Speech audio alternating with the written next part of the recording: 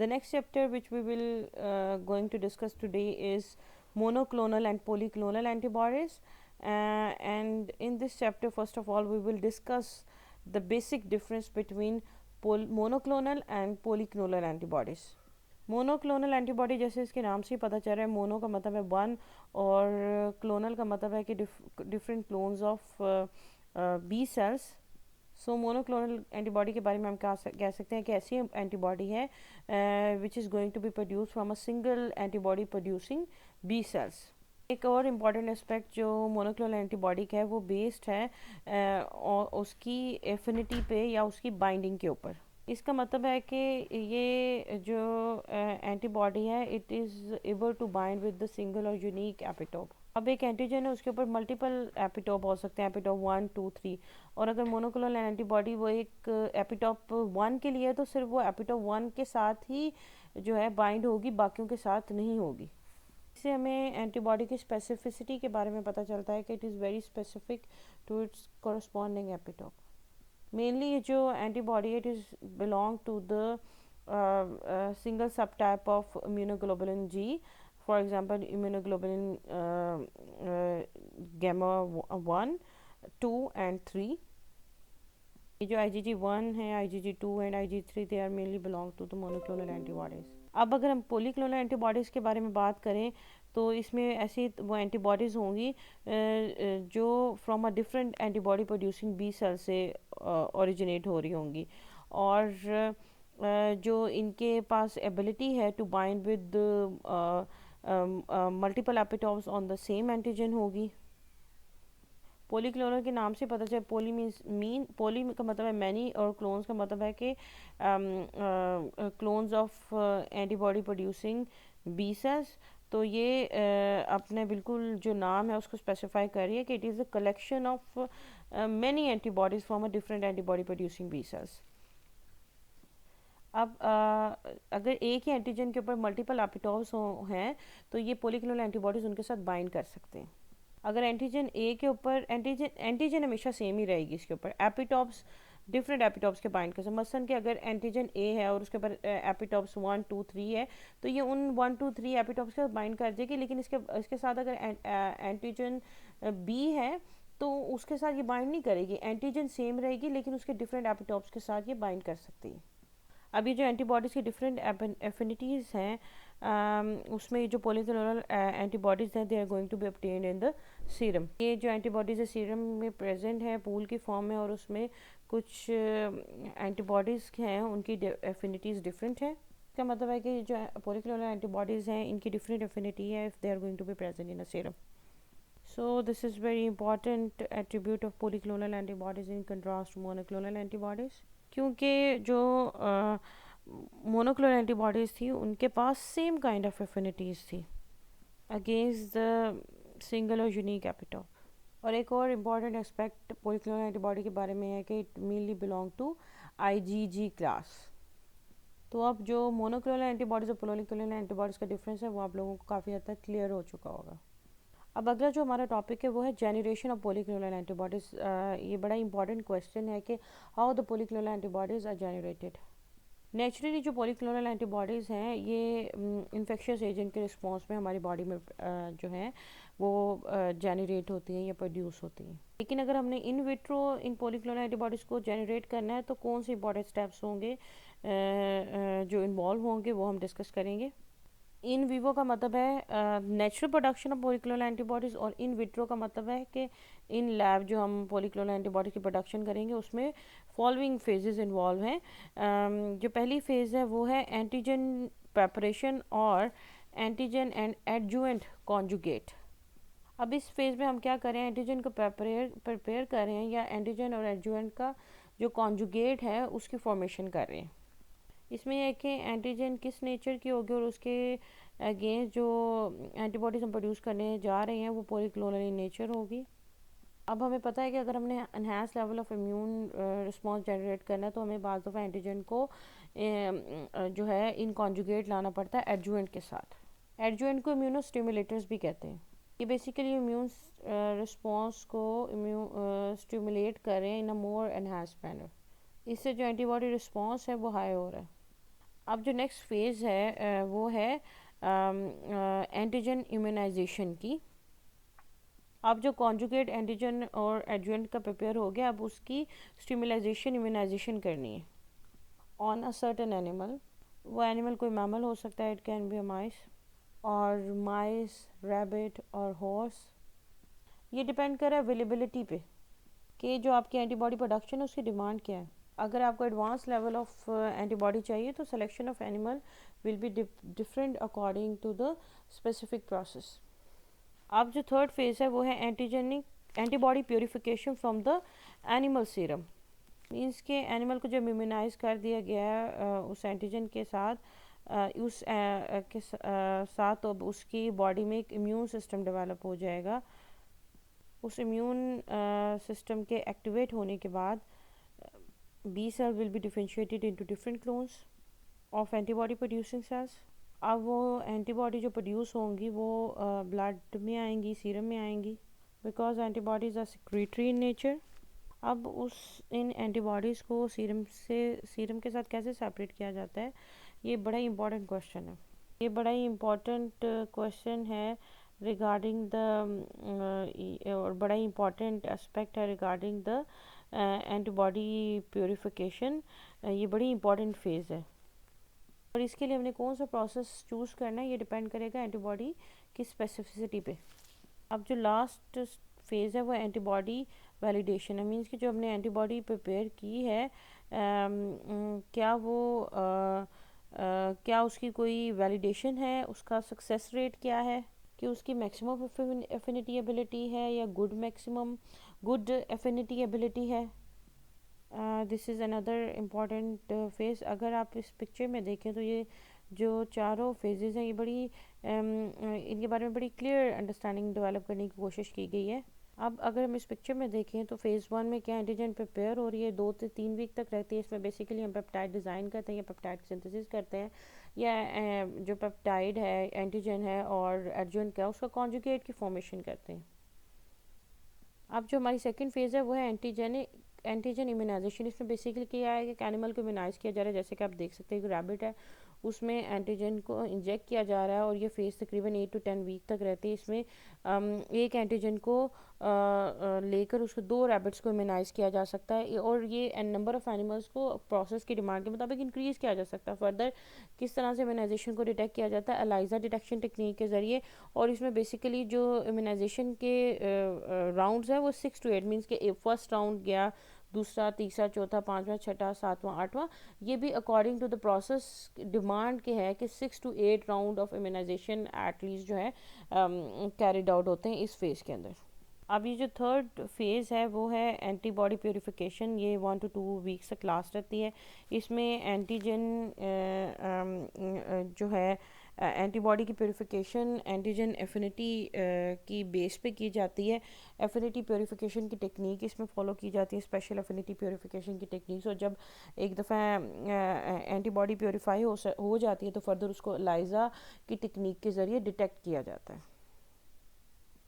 अब ये जो लास्ट फेज़ है हमारे पास वो है एंटीबॉडी वैलिडेशन की। इसका तकरीबन 60 to 75% सक्सेस रेट होता है। इसमें क्या देखते हैं, हम एंटीबॉडी डिलीवरी देखते हैं कि जो एंटीबॉडी हमने प्रिपेयर किया पॉलीक्लोनल उसकी डिलीवरी कैसी है और फर्दर एंटीबॉडी वैलिडेशन कैसी है। एंटीबॉडी वैलिडेशन में हमने क्या चीज़ चेक करनी है कि जो स्टार्ट में हमने एंटीजन प्रिपेयर की थी अब और जो एंटीबॉडी हमारे पास आ गई है उस एंटीबॉडी की जो हमने फर्स्ट फेज़ में एंटीजन प्रिपेयर की थी उसके साथ उसकी बाइंडिंग एबिलिटी कैसी है, उसकी इंटरेक्शन कैसी है और उसी की बेस पे हम एंटीबॉडी की वैलिडेशन को चेक करेंगे ताकि जो फर्दर हम सपोर्ट और सर्विसेज देख सकें कि आया जो हमने पॉलीक्लोनल एंटीबॉडीज़ प्रिपेयर किए हैं वो हमारे लिए कारआमद भी है या नहीं है। So this is all about we have to discuss about generation of polyclonal antibody. अब नेक्स्ट चीज़ जो हमने डिस्कस करनी है वो है role of adjuvant in polyclonal antibody production. Adjuvant basically क्या है, are very important molecule that potentiates the immune response to antigen. इसका मतलब ये है कि जब एंटीजन किसी एनिमल की बॉडी में एंटर की जाती है उसके अगेंस्ट इम्यून रिस्पॉन्स को बूस्ट अप करने के लिए, पोटेंशिएट करने के लिए हमें एक सब्सटेंस की ज़रूरत होती है और वो सब्सटेंस जो है वो एडजुवेंट है। इसे हम कह सकते हैं कि एडजुवेंट जो है वो modulate towards desired immune response. Means कि जो एडजेंट है वो डिज़ायर इम्यून रिस्पॉन्स की तरफ लेकर जाता है हमें। अगर जो रिस्पॉन्स है वो एंटीबॉडी से एसोसिएटेड है तो ह्यूमोरल जो रिस्पॉन्स है, जो एंटीबॉडी कंसिस्ट होगा वही मॉड्यूलेट होगा अगर हम एडजुएंट यूज़ कर रहे हैं। लेकिन जो एडजुएंट है इसके पास एबिलिटी है कि मॉड्यूलेट करे इम्यून रिस्पॉन्स को from humoral to cell mediated and cell mediated to humoral response. This is a very important role of adjuvant. Adjuvant has also some undesirable effect like toxicity.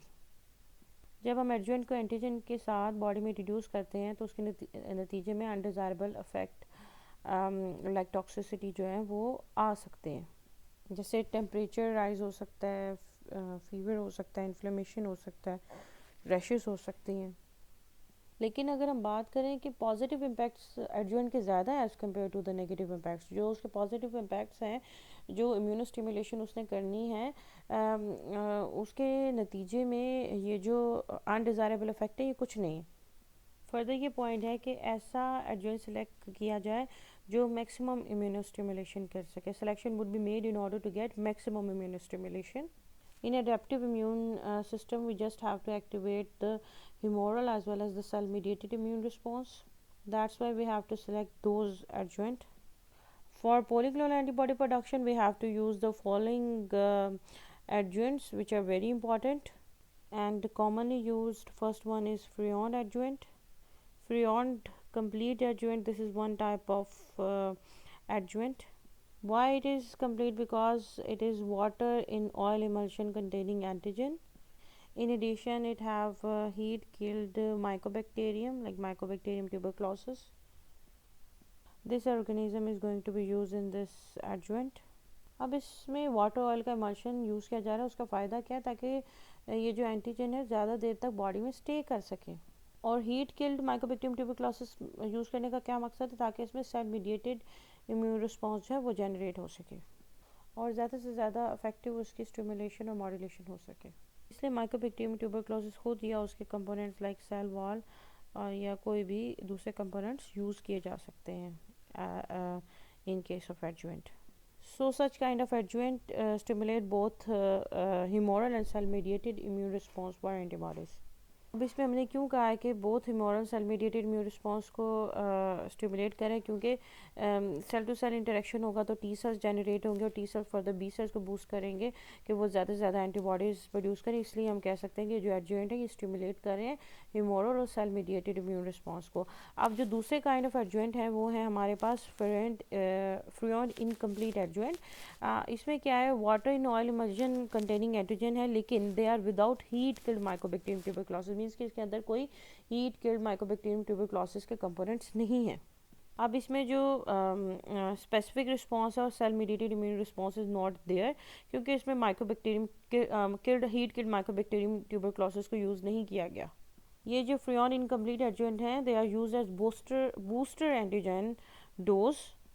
ये जो Freund incomplete adjuvant है इनको कहाँ use किया जाता है? ये जो फाइनल फेजेस हैं, जैसे हमने पढ़ा था 6 to 8 राउंड्स हैं, जो फाइनल राउंड्स हैं, सेकंड लास्ट राउंड है, 7th राउंड है, 8th राउंड है, अगर इम्यूनाइजेशन को बूस्टअप करना है तो वहाँ पे ये एडजुएंट हैं उनको यूज़ किया जा रहा है। अब ये जो हमने एडजुएंट यूज़ करना है ताकि हमें मैक्सिमम रिस्पांस मिल सके या प्रोडक्शन ऑफ पॉलीक्लोनल एंटीबॉडीज़ हो सके, तो उसमें क्या है कि हमने बेसिकली कॉन्जुगेट यूज़ करना है एंटीजन का और एडजुएंट का, और कितनी प्रपोर्शन में करना है? इक्वल पार्ट्स में करना है ताकि हमारे पास मैक्सिमम जो इम्यून रिस्पॉन्स है वो आ सके। इसलिए हम कह सकते हैं कि role of adjuvant is very important in production of polyclonal antibodies और जो स्पेसिफिक इम्यून रिस्पॉन्सेज हैं इन पॉलीक्लोनल एंटीबॉडीज़ की वजह से जनरेट हो रहा है, उसमें इन एडजुएंट का रोल बहुत इंपॉर्टेंट है कि हम कौन से टाइप ऑफ एडजुएंट इस्तेमाल कर रहे हैं। अब नेक्स्ट चीज़ जो हम डिस्कस करने जा रहे हैं वो है production of monoclonal antibodies. Monoclonal antibodies जो है वो डिफरेंट है पॉलीक्लोनल एंटीबॉडीज़ से क्योंकि they are going to be produce from a single B cells. Production of monoclonal antibodies is done using immortal clone of cell with single antibody specificity. Immortal clone का मतलब कि क्या है कि वो proliferative नहीं है। Normally most of the cells inside our body are mortal in nature. Means कि इन cells की जो age है that is specified. Means कि ख़ास टाइम के बाद ये जो mortal cells हैं हमारी body में they are going to be die. Means के जो मोटर सेल्स हैं they are going to be die by proper programming apoptosis या इस तरह के मैकेनिज्म के जरिए। लेकिन जो इमोर्टल सेल्स हैं they are not proliferate indefinitely. Means के जो इमोर्टल सेल्स हैं उनके अंदर जो प्रोलिफरेटरी एबिलिटी है वो लॉन्गर है और इनडेफिनेट है। मीन्स के they can proliferate into indefinite clone और indefinite time. That's why they are known as immortal clone. और इमोर्टल क्लोन का फ़ायदा क्या है कि जब they will produce they will survive for long period of time. और जब तक ये इमोर्टल जो क्लोन है ये सेल्स सर्वाइव करेंगे they have proliferated ability and so they will proliferate more and more. और इससे ज़्यादा से ज़्यादा एंटीबॉडीज़ प्रोड्यूस होंगी, ज़्यादा से ज़्यादा क्लोन्स प्रोड्यूस होंगे और इसकी वजह से जो एंटीबॉडीज़ का लेवल है वो इंक्रीज़ हो जाएगा। अब ये इमोर्टल सेल्स हैं they are not normal cell, they are tumour cell और cancer cell. So fusion of normal antibody producing cell with an appropriate B cell tumour line. और इस केस में ऐसा बी सेल जिसकी सिंगल स्पेसिफिसिटी है या single clone of B cell उसको fuse किया जाता है with the B cells cancers और tumour cells. That is called as B cells myeloma cells. Fusion के तहत एक हाइब्रिड सेल फॉर्म होता है that has the ability of immortality and it proliferate up to an indefinite time period and ultimately it will produce a large number of antibodies।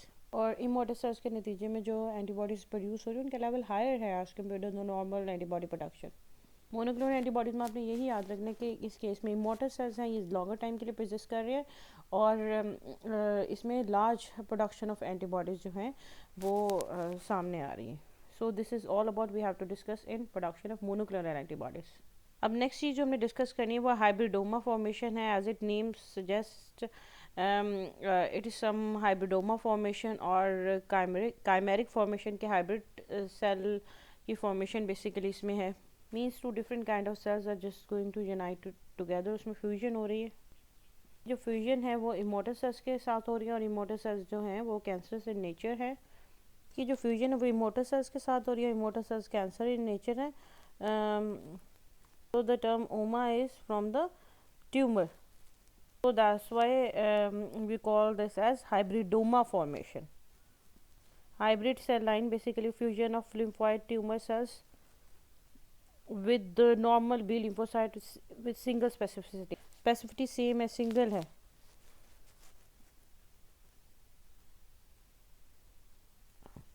इसमें जो normal B cells हैं और lymphoid tumour cells हैं उनकी basically fusion हो रही है।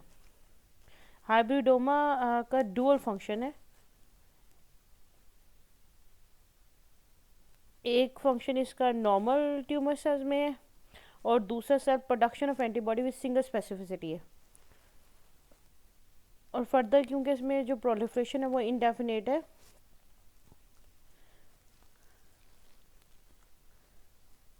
ये जो दोनों फंक्शन है immortality of tumor cells and production antibody with single specificity are there coming from a single cell. इसको आप बेसिकली टेक्नोलॉजी को हाइब्रिडोमा टेक्नोलॉजी के टर्म के अंडर करते हैं या हाइब्रिडोमा फॉर्मेशन के अंडर करते हैं। इसमें डिफरेंट प्रिंसिपल्स इन्वॉल्व होते हैं हाइब्रिडोमा टेक्नोलॉजी में। जो पहला प्रिंसिपल है वो injection of mice with an antigen है और ये सब इसलिए हम इसे करें we have just have to produce an antigen. इसमें हम देख सकते हैं जो हमारी एंटीजन ऑफ इंटरेस्ट है उससे हम इन्फेक्ट करें माउस को। आफ्टर सर्टन टाइम जब इस माइस की इम्यूनाइजेशन कंप्लीट हो जाएगी जो उसके पेरिफेरल लिम्फोइड ऑर्गन है इनमें जो स्प्लीन सेल्स हैं इस स्प्लीन सेल्स में से जो B cell with single specificity हैं उन्हें सिलेक्ट कर लिया जाएगा। आफ्टरवर्ड क्या होगा, isolation of B lymphocyte from the spleen of mice take place होगी। ये जो स्पेसिफिक क्लोन है बी सेल्स का जो ओरिजिनेट होगा बी सेल से, क्या होगा कि स्प्लीन सेल्स जो बी सेल आइसोलेट किए किए हुए हैं जो एंटीजन जो हमने इंट्रोड्यूस की थी उनके रिस्पॉन्स पे बने हैं उनकी फ्यूजन होगी माइलोमा सेल से। माइलोमा जो है वो बेसिकली इमोर्टल सेल्स हैं या माइलोमा बेसिकली कैंसर है लिम्फोसाइट्स का, ठीक है। तो ट्यूमरल सेल्स हैं, इमोर्टल सेल्स हैं, उनके साथ फ्यूजन होगी और जो फ्यूजन के नतीजे में जो हमारे पास सेल्स आएंगे उनको हमने हाइब्रिडोमास का नाम देंगे। ये जो सारा प्रोसेस मैंने आपको डिस्क्राइब किया आप इस फिगर में देख सकते हैं कि स्प्लीन सेल माइलोमा सेल्स के साथ फ्यूज़ हो रहे हैं और हाइब्रिडोमास हमारे पास उनकी फॉर्मेशन हो रही है। अब ये जो माइलोमा सेल्स हैं ये कैंसरस सेल्स हैं, तो इनका साइज़ जो है वो larger as compare to the normal cells है। अब इसके नतीजे में जो इनके फ्यूजन के नतीजे में जो माइलोमा हाइब्रिडोमाज बनेंगे, तो उनका जो साइज़ होगा वो भी नॉर्मल बी सेल्स के से कंपैरेटिवली लार्जर होगा। हाइब्रिडोमा फॉर्मेशन हो गई है। हाइब्रिडोमा फॉर्मेशन के बाद एक इम्पॉर्टेंट एस्पेक्ट है कि अभी सिलेक्शन ऑफ हाइब्रिडोमा सेल कैसे करनी है। अब ये जो हाइब्रिडोमा सेल्स हैं उनकी सिलेक्शन हम करेंगे using a medium that is known as HAT medium, and HAT stand for hypoxanthine aminopterin thymidine. Basically ये तीनों कंपोनेंट्स हैट मीडियम में प्रेजेंट होंगे। अब बेसिकली तीनों सेल्स हैं, माइलोमा सेल्स हैं, बी सेल्स हैं और हाइब्रिडोमा सेल्स हैं। अब इस मीडियम की क्वालिटी ये है कि इसमें सिर्फ हाइब्रिडोमा सेल्स जो हैं वो ग्रो करेंगे। सिर्फ वही जो सेल्स हैं वो इस मीडियम में सर्वाइव कर रहे हैं, और इस बेस पे हम इन सेल्स को जो है सिलेक्ट कर लेंगे। इन हाइब्रिडोमा सेल्स की सिलेक्शन हो जाएगी from the normal B cells and myeloma cells. अब फर्दर क्या होगा कि ये सेल्स प्रोलिफरेट करेंगे, ग्रो करेंगे, प्रोपगेट करेंगे, और इसके नतीजे में large amount of monoclonal antibodies produce होंगी। अभी mortal cells and control proliferation होगी और एक large amount of monoclonal antibodies produce हो रही हैं। और ये जो एंटीबॉडीज़ प्रोड्यूस हो रही हैं ये स्पेसिफिक है उन एंटीजन के साथ जो हमने स्टार्ट में यहाँ पे माउस को इंजेक्ट की थी, जिसको हमने एंटीजेनिक इंटरेस्ट अपनी ओन इंटरेस्ट के एंटीजन कहा था। अब बेसिकली डुअल फंक्शन हो गया, एंटीबॉडी की प्रोडक्शन भी हो रही है प्लस एग्जीक्यूटेड लॉन्गिविटी भी हो रही है। मीन्स के जो लाइफ स्पेन है एंटीबॉडीज़ का वो भी बढ़ जाएगा।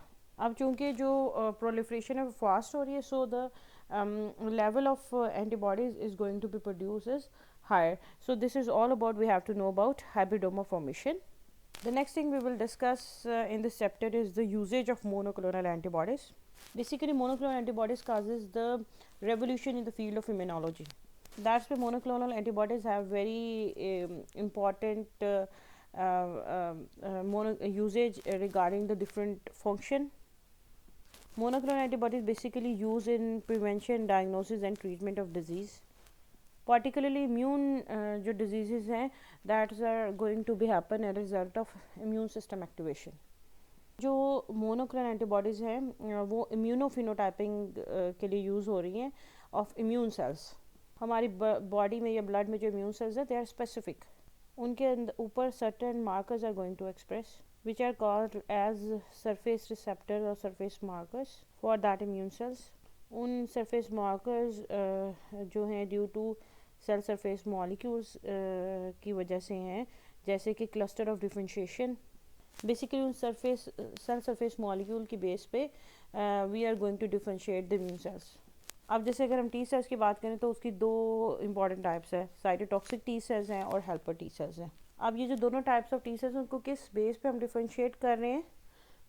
Basically we are differentiating these T cells on the basis of the cell surface molecules. अगर साइटोटॉक्सिक टी सेल होगा तो उसकी सरफेस पे CD8 जो हैं मॉलिक्यूल्स प्रेजेंट होंगे, और इसके बरक्स अगर हेल्पर होंगे तो उसकी सरफेस पे CD8 मॉलिक्यूल्स प्रेजेंट होंगे।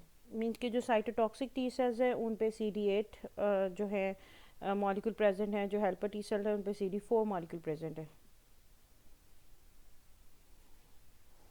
अगर हमारे जो इम्यून सेल्स हैं उन पे CD8 सरफेस मॉलिक्यूल प्रेजेंट है तो हम जो मोनोक्लोनल एंटीबॉडीज़ है वो एंटी CD8 ही प्रोड्यूस करेंगे ताकि वो इन स्पेसिफिक CD8 मॉलिक्यूल्स के साथ जाके जो है बाइंड कर सके और अपना जो फंक्शन है वो परफॉर्म कर सके। और जिनकी सरफेस के ऊपर CD8 मॉलिक्यूल प्रेजेंट नहीं होगा, मोनोक्लोनल एंटीबॉडीज़ उसके साथ बाइंड नहीं करेगी। So we can say that monoclonal antibodies are used against the cell surface molecules like cluster of differentiation. और इस जो बाइंडिंग के बेस पे हम इम्यूनो टाइपिंग कर सकते हैं इम्यून सेल्स की। मोनोक्लोनल एंटीबॉडीज़ का एक दूसरा इंपॉर्टेंट यूज़ भी है कि typing of various tumours, for example leukaemia. Leukaemia basically जो ल्यूकोसाइट्स हैं या वाइट ब्लड सेल्स हैं उनके कैंसर्स को ल्यूकेमिया कहते हैं। उन ल्यूकेमिया की जो टाइपिंग की जाती है on the presence of surface molecule वो मोनोक्लोनल एंटीबॉडीज़ के ज़रिए की जाती है। ये जो एब्नॉर्मल सेल्स हैं जो ब्लड में आएंगे उनकी सरफेस के ऊपर कुछ सरफेस मॉलिक्यूल्स होंगे।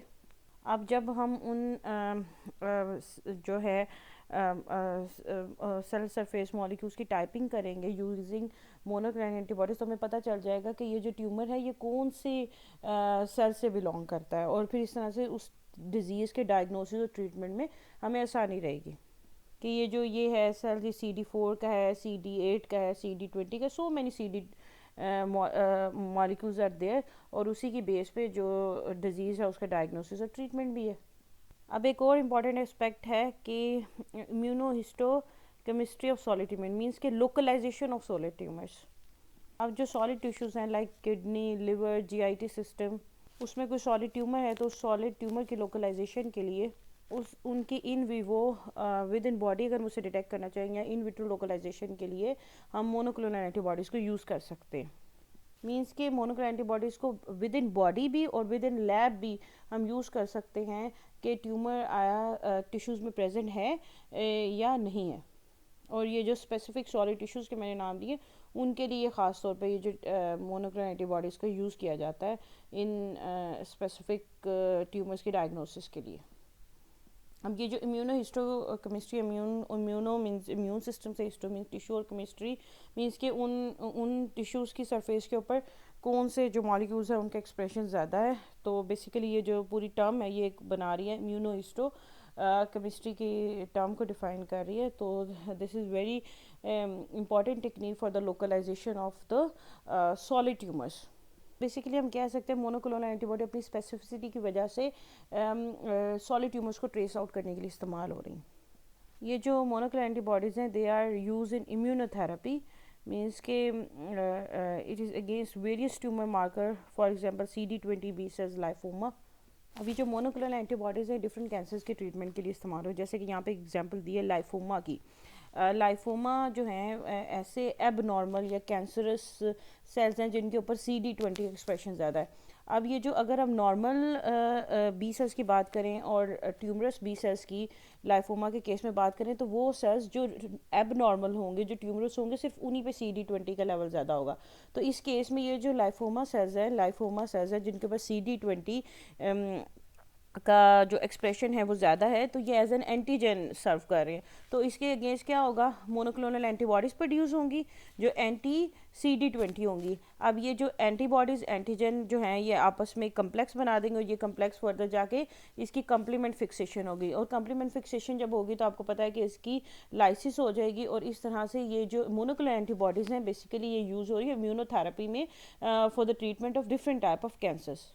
ये जो मोनोक्लोनल एंटीबॉडीज़ की बड़ी इनोवेटिव न्यू टेक्निक है जो यूज़ हो रही है for the treatment of such kind of cancers.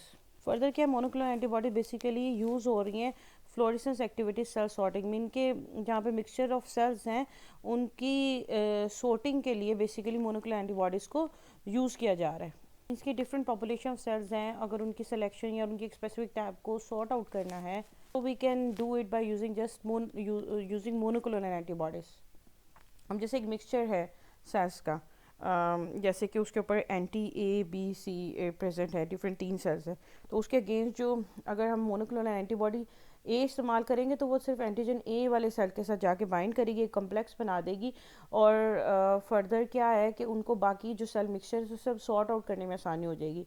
अब ये जो एक इसमें हम एक मैग्नेट इस्तेमाल करेंगे ताकि हम इस जो स्पेसिफिक कम्प्लेक्स बना उसको सॉर्ट आउट कर सकें। उस मैग्नेट के साथ क्या एक टैग मौजूद है जिसके ऊपर फ्लोरेसेंस है। अब वो जहाँ पे ये जो स्पेसिफिक कम्प्लेक्स बना होगा वहाँ पे फ्लोरेसेंस शो कर देगी, और इस तरह से ये जो मोनोक्लोनल एंटीबॉडीज़ हैं बेसिकली ये फ्लोरेसेंस एक्टिवेटेड सेल सॉर्टिंग में यूज़ हो रही हैं। फॉर एग्जांपल अगर वो टैग उसके ऊपर जो फ्लोरेसेंस टैग है वो ग्रीन कलर का है तो हमें पता चल जाएगा ये जो मॉलिक्यूल इस पे हैं ये हमारे जो जो हमें ए सेल हमने सॉर्ट आउट करना था उसके हैं, और बी और जो सी सेल हैं they are not going to show any type of fluorescence.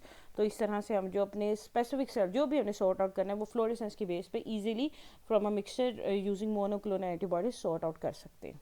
Basically जो सेलुलर सॉर्टिंग कर रहे हैं on the basis of fluorescence, इसको हम कह रहे हैं कि फ्लोरेसेंस एक्टिवेटेड सेल सॉर्टिंग है, और ये सिर्फ और सिर्फ हम मोनोक्लोनल एंटीबॉडीज़ को यूज़ करके ही कर सकते हैं। So this is overall usages of monoclonal antibodies, और मोनोक्लोनल एंटीबॉडीज़ को जो है बहुत ज़्यादा इम्यूनोलॉजी की फील्ड में इस्तेमाल किया जा रहा है, और मज़ीद इसके जो पर्सपेक्टिव में उनको आइडेंटिफाई किया जा रहा है ताकि इसका जो यूजेज है उसके बारे में मैक्सिमम इंफॉर्मेशन मिल जाए। सो this is all about we have to discuss in this chapter. Thank you.